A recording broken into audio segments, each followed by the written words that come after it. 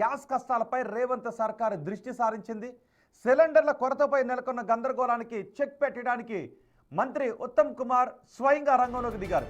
సచివాలయం నుంచి కలెక్టర్లు, ఎస్పీలు, ఆయిల్ కంపెనీల ప్రతినిధులతో హై లెవెల్ వీడియో కాన్ఫరెన్స్ నిర్వహించారు.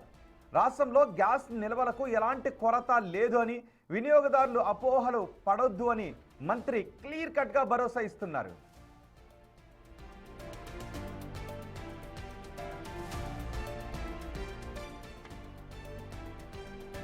అయితే అదే సమయంలో గ్యాస్ మాఫియాకు మంత్రి స్ట్రాంగ్ వార్నింగ్ ఇచ్చారు.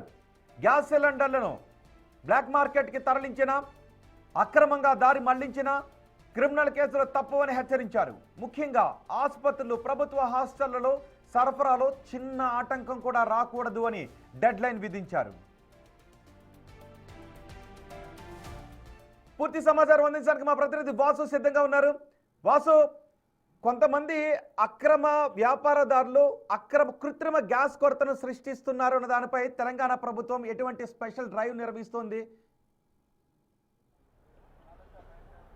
రోహిత్, తెలంగాణ ప్రభుత్వంలో ప్రస్తుతం నెలకొన్నటువంటి గ్యాస్ ఇబ్బందుల నేపథ్యంలో కూడా తెలంగాణ ప్రభుత్వం ఈరోజు కీలక సమీక్ష నిర్వహించింది. జిల్లా కలెక్టర్తో పాటు సివిల్ సప్లై అధికారులు, మరోపక్క గ్యాస్ కంపెనీలకు సంబంధించినటువంటి ప్రతినిధులతో కూడా ఈ యొక్క సమీక్ష జరిగింది. అయితే ప్రధానంగా ప్రస్తుతం గ్యాస్ ఇబ్బందులకు ఎలాంటి డిమాండ్ తగ్గట్టుగా సరఫరా జరుగుతూ ఉంది. ఎక్కడ ఆందోళన చెందాల్సిన అవసరం లేదు. ఎక్కడైతే బ్లాక్ మార్కెట్ను కృత్రిమంగా సృష్టిస్తూ ఉన్నారో వాళ్ళపైన సీరియస్ యాక్షన్ ఉండాలని కూడా మంత్రి ఉత్తమ్ కుమార్ రెడ్డి ఈ యొక్క సమీక్షలో మాట్లాడడం జరిగింది.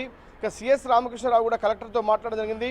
జిల్లా ఎస్పీలు, కలెక్టర్లు, సివిల్ సప్లై అధికారులు ఎక్కడికక్కడ బ్లాక్ మార్కెట్ను కట్టడి చేయాలి, అనవసరంగా అపోహలకు పోవద్దు.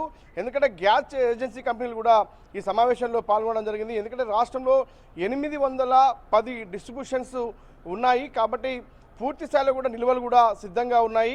హాస్పిటళ్లకు, మరోపక్క హాస్టల్స్కు సంబంధించినటువంటి సరఫరా నిరంతరాయంగా కొనసాగుతుంది.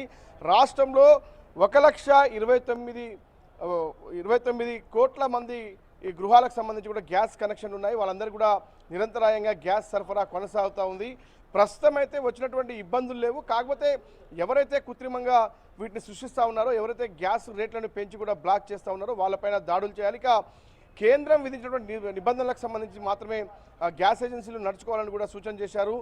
మరోపక్క ఎవరైతే ఈ డొమెస్టిక్ సిలిండర్లను ఎవరైతే కమర్షియల్గా వాడుతున్నారో వాటిపైన కూడా చర్యలు చేపట్టాలని కూడా ఆదేశాలు జారీ చేశారు. మొత్తానికి రాష్ట్రంలో నెలకొన్నటువంటి ఆ పరిస్థితులు సవ్యంగానే ఉన్నాయి. గ్యాస్కు సంబంధించిన ఇబ్బందులు ఏమీ లేవు.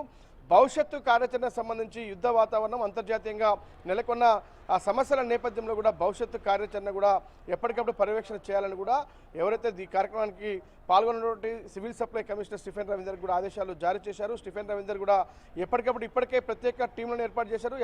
ఎక్కడికక్కడ కూడా ఈ టాస్క్ ఫోర్స్ టీమ్స్ కూడా దాడులు చేస్తూ ఉన్నాయి.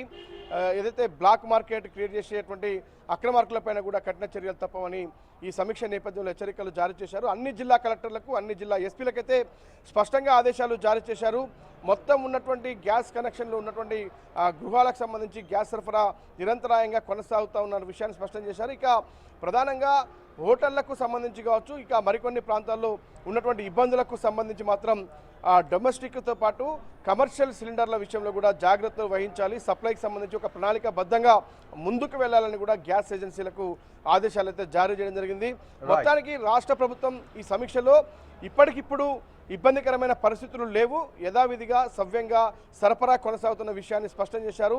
ఇక గ్యాస్ ఏజెన్సీ కంపెనీలు మాత్రం రాష్ట్రంలో 1,29,00,000 కలెక్షన్లు ఉన్నాయి. వాళ్ళందరికీ కూడా గ్యాస్ కష్టమైతే సరఫరా జరుగుతున్న విషయాన్ని అధికారులకైతే స్పష్టం చేశారు. మొత్తానికి ఎలాంటి అపోహలకు ప్రజలు పోవద్దన్న విషయాన్ని మంత్రితో పాటు సిఎస్ అయితే ఈ సమీక్ష సమావేశంలో కూడా చెప్పడం జరిగింది. ప్రధానంగా ఈ అక్రమ కనెక్షన్లు, ఏదైతే గ్యాస్ సిలిండర్ల రేట్ల పెంపుకు సంబంధించి, బ్లాక్ మార్కెట్ సంబంధించి మాత్రమే కఠిన చర్యలు తీసుకోవాలని ఆదేశాలు